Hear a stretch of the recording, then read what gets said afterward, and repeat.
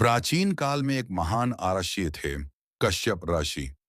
उनकी दो पत्नियां थीं, कद्रु और विनता। दोनों अपने अपने पुत्रों की कामना करती थीं। कश्यप ने प्रसन्न होकर उन्हें वरदान दिया, जो इच्छा करोगी वह पूरी होगी। कद्रु ने 1000 पुत्रों की कामना की, जबकि विनता ने केवल 2 तेजस्वी पुत्रों की।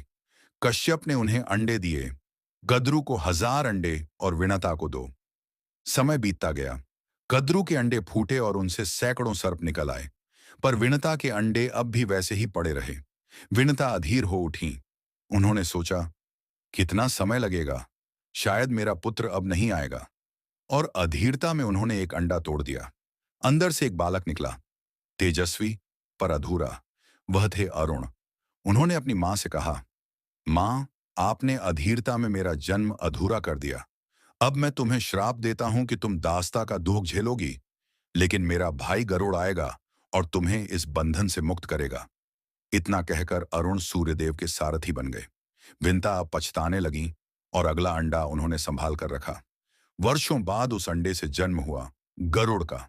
जिस क्षण गरुड़ का जन्म हुआ, पूरा आकाश चमक उठा, धरती थर्रा गई और सूर्य का प्रकाश उनके पंखों से झलकने लगा। देवता भी उनके तेज से चकित रह गए। विनता ने गरुड़ को गले लगाया, पर उनके चेहरे पर अब भी उदासी थी। गरुड़ ने पूछा, मां, आप इतनी दुखी क्यों हैं? विनता ने आंसुओं में बताया, तुम्हारी बुआ कद्रू ने छल से मुझे अपनी दासी बना लिया है। गरुड़ के नेत्रों में अग्नि जल उठी। उन्होंने प्रतिज्ञा की, मां, मैं आपको इस बंधन से मुक्त कराऊंगा, चाहे मुझे कुछ भी करना पड़े। गरुड़ नागों के पास पहुंचे और बोले, मां को मुक्त करो। नागों ने हंसते हुए कहा, अगर अपनी मां को आजाद करना चाहते हो तो हमें देवताओं का अमृत लाकर दो। गरुड़ ने वह शर्त स्वीकार की और देवलोक की ओर उड़ चले। उनकी उड़ान इतनी तेज थी कि पर्वत कांप उठे, बादल बिखर गए और आकाश गरुड़ के पंखों की गूंज से भर गया। देवलोक पहुंचकर उन्होंने अमृत की रखवाली करने वाले देवताओं से सामना किया। इंद्र का वज्र भी उन पर चला, पर गरुड़ रुके नहीं।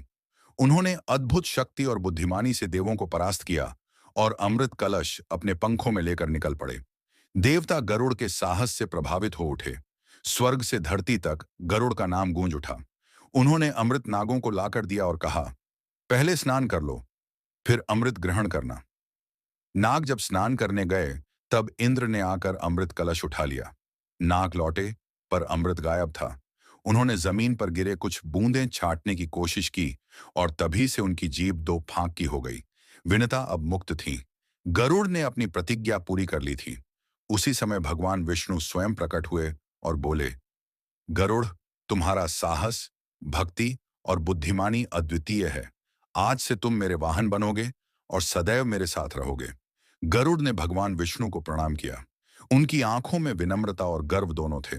आकाश में गरुड़ अपने विशाल पंख फैलाए उड़ चले, भगवान विष्णु के साथ। उस दिन से वे विष्णु वाहन गरुड़ कहलाए।